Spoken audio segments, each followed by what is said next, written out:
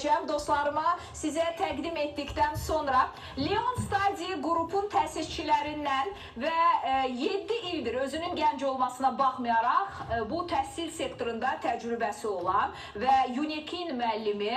Mən oxuduqca deyirdim ki, Ramiz müəllim, nə gözəl gənc olasan və bu qədər potensialı, bilikli olasan. İqtisad elmləri üzrə fəlsəfə doktoru Ramiz Şükürovdur. Biz həmişə qonaqlarımızı bax bu cür qarşılayırıq və Leon qrupun xaricdə təhsil üzrə baş məsləhətçisi olan mənim adaşım Lalə xanım Mollayevadır. Siz hər biriniz xoş gəldiniz dostlar.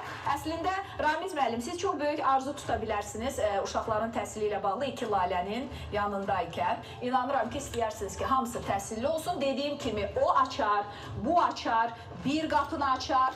Amma sizin təhsildə verdiyiniz açar bütün qapıları açar. Təhsilli olan gənc üçün gələcəkdə heç bir qorxu yoxdur. Biz danışaq Leon Study qrupdan. Çoxdur atestat gətir, xaricdə təhsil al deyən təhsil şirkətləri deyilmi? Çoxdur. Amma mən istəyirəm ki, Leona gəlin məsəl üçün. Niyə mən Leona gəlməliyəm? Leonu başqalarından fərqli edən nədir? Görürsünüz, mən orada qonağam, mənə ətraflı məlumat veriblər. Onlara inandığım üçün də bugün onları bura dəvət etmişəm. Amma bir qədər də Ramiz müəllim danışsın ki, niyə biz balamızın təhsili üçün, xaricdə təhsil alması üçün məhz Leonu seçməliyik? İlk öncə hər birinizi salamlayıram.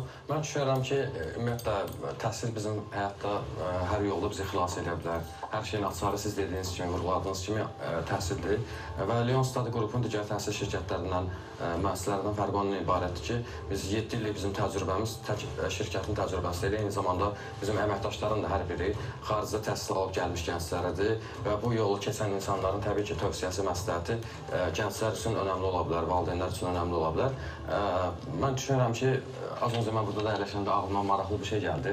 Bu balalarımızla bağlı da, gələcəklərinlə bağlı da bir şey düşünə bilərik. Aha, nə düşünə bilərik? Leon Study qrup, ay, ürəyim gedir belə qonaqlar üçün. Nə düşünə bilərik? Onların xaricdə təhsil xərclərinin qarşılanması ilə bağlı bir layihə işləyə bilərik təbii ki.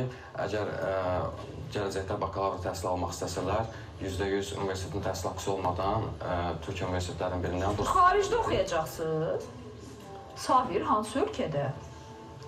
Birdən çağırsa, atestatı aldın, düzəltdik, oxudun. Çağırdılar, hansı ölkəni seçəsən? Mənə Azərbaycanın bəsdir. Azərbaycanın bəsdir. Mənim adamım. Dəli sən? Vətən xaini sayılmayacaqsa Almanya... Yox, vətən xaini niyə sayılırsan? Mən məsələn ölkəni sevirəm, özüm ancaq burada təhsil alıram, amma evladım xaricdə. O da ola bilər, bizə xarici təcrübə də lazımdır.